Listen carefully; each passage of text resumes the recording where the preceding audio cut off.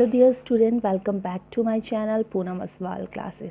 So today's in this video we are discussing the question answer, the road not taken. Now first question is, where does the traveler find himself, what problem does he face?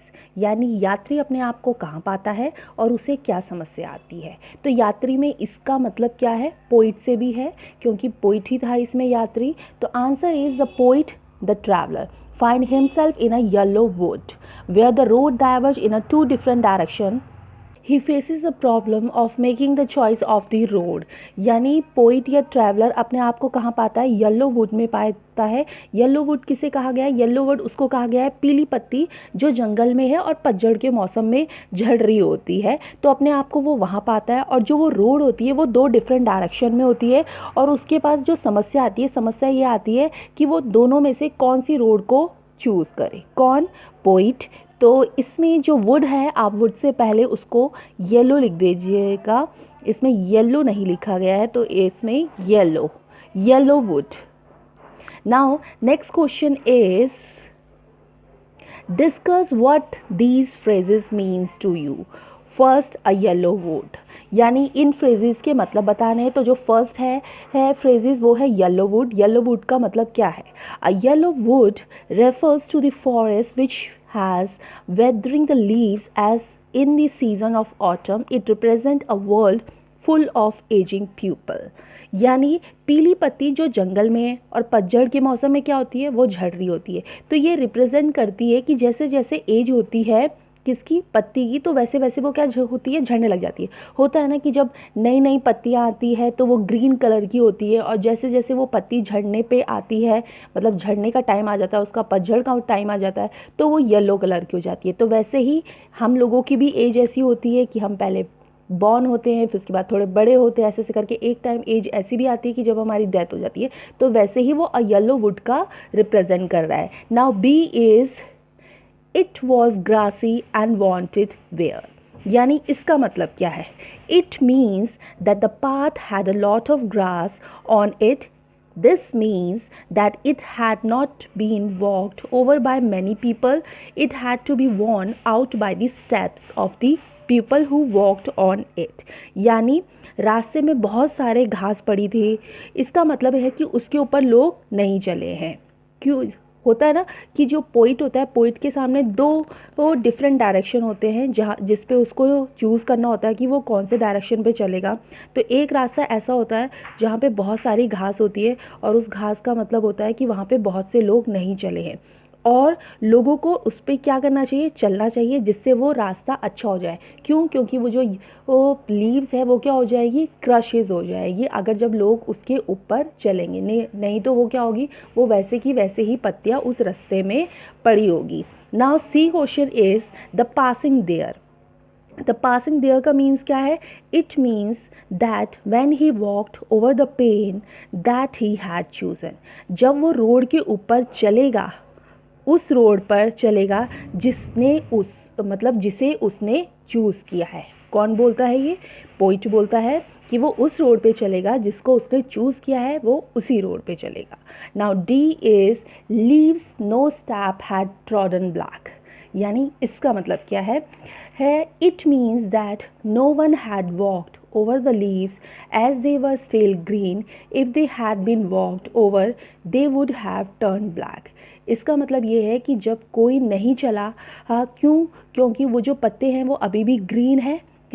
दो रास्ते थे, दो रास्तों में से एक रास्ता ऐसा था जहाँ पे पत्ते बिल्कुल ग्रीन थे, पूरे रोड पे ग्रीन ही ग्रीन लीव्स थे। तो उसका मतलब पोइट समझ गया कि जब ये ग्रीन ही ग्रीन लीव्स है तो यहाँ पर इस रोड पे कोई नहीं चला, क्योंकि अगर चला होता तो वो जो लीव्स है वो क्रश हुई हो जाती, सूख जाती। इसीलिए उस रास्ते पे कोई जाता है तो पत्ते क्या हो जाते, ब्लैक हो जाते, इसीलिए वो स्वयं उस पे चलना चाहता है। कौन, poet. Now he is, how way leads on the way. किस तरह से एक रास्ता दूसरा रास्ता बन जाता है। Answer is, it means that has we walk on a path we come across more option and make choices further, we keep on walking ahead on that way. जैसे जैसे हम किसी रास्ते पे चलते जाते हैं और हमें क्या होते हैं, वैसे वैसे हमें ऑप्शन भी मिलते जाते हैं किस चीज़ के, रास्ते के, और आगे भी हमारी चॉइसेस बनती जाती है। तो उसी तरह हम चलते जाते हैं और हमारा रास्ता बनता जाता है। Now question number third is there any difference between the road as the poet described them? यानी दो रोडों में कोई डिफरेंस है क्या? तो फर्स्ट है इन स्टेंजा 2 and 3, 2 और 3 वाले स्टेंजा में क्या कहा गया है? Answer is once a poet was traveling in a yellow wood, there he found two different directions. In second and third stanza, the road are shown equal. Both of them were covered with yellow leaves. They appear equally beautifully. यानी stanza 2 and 3 में ये कहा गया है कि जो poet है वो ट्रैवल कर रहा है कहाँ पे, उस येलो वुड में है, और जब वो दो डिफरेंट डायरेक्शन उसके सामने आती है तो जो सेकंड और थर्ड स्टैंजा है उसमें ये कहा गया है कि रोड दोनों की दोनों देखने में सेम है। बोथ ऑफ देम, दोनों रोडों पे क्या है, येलो कलर के लीव्स इक्वली बिछे हुए हैं ब्यूटीफुली तरीके से। और इसमें फिर से एक मिस्टेक है, इसमें वुड से पहले येलो आएगा। Now you yellow. Okay, now B question is in the last two lines of the poem. Last two line जो poem की है उसका क्या मतलब है? Answer is the road are shown quite different. The first road is to be said less travel by the people. यानी जो पहली रोड होगी वहाँ पे बहुत से लोग कम चले हुए हैं, इसका मतलब लास्ट टू लाइन का मतलब है। Now question number 4 is what do you think the last two line of the poem mean? यानी लास्ट की जो दो लाइनें हैं पोएम की उसका मतलब क्या है? Answer is after a long time the poet think of the choice he made. बहुत देर तक सोच विचार करने के बाद पोइट ने चूज किया। He did not take the beaten path, he took a challenging one. Now he appeared to regret the choice he made. Perhaps he is not satisfied with his present lot. He thinks his life would have been very different, perhaps happier if he had taken the other road. यानी बहुत सोच विचार कर poet ने ये choice लिया कि उसको ऐसे रोड पे चलना चाहिए कि वो कभी उस रोड पे जब वो चले और दूसरे रोड पे नहीं चले तो वो बाद में रिग्रेट ना करे कि मैं उस रोड पे क्यों नहीं चला। मैं अपने आप को सेटिस्फाई करता हूँ कि मुझे इसी रोड पे चलना चाहिए।